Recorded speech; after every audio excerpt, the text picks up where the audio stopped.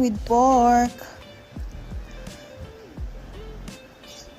Ingredients: sili, luya, bawang, kamatis, at sal, onion, may sugar, konting suka, at saka seasonings. Start na! Lulutuin na muna natin ang pork.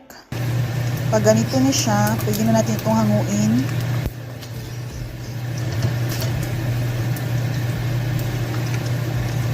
And then, sunod na ilagay natin ang konting luya, bawang,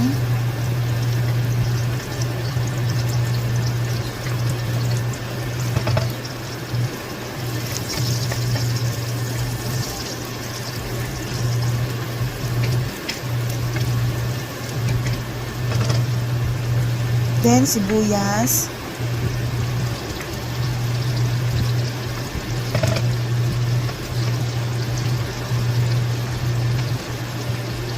paghahalu-haluin ulit natin, then kamatis, yung mapupulang kamatis, then yung atsal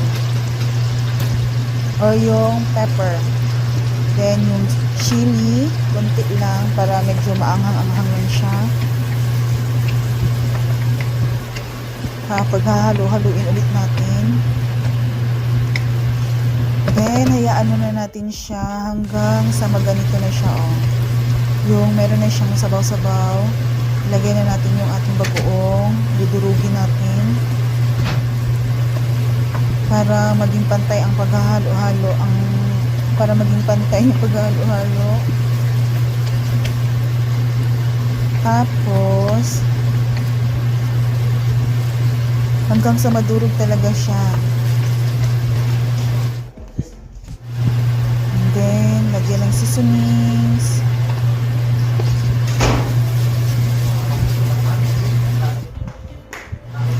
Then, yung lutong pork o yung piniritong pork, paghahalo-haluin ulit natin.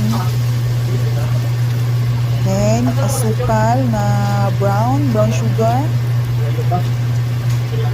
Mga 6 na tablespoon siya.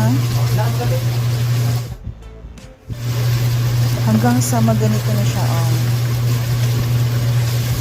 Okay. Luto na po yan siya. Oh, mix well na siya. And then, tama na din ang lasa nito. Tsaka pala, nilagyan ko din yan siya ng konting suka para hindi madaling masira. So, kainan na. Piniritong talong, then kanin, tsaka yung pork or yung bagoong with pork. So, happy tummy. Marami na naman tayong masasayang nito na kanin. So, patay na naman ang diet natin ito.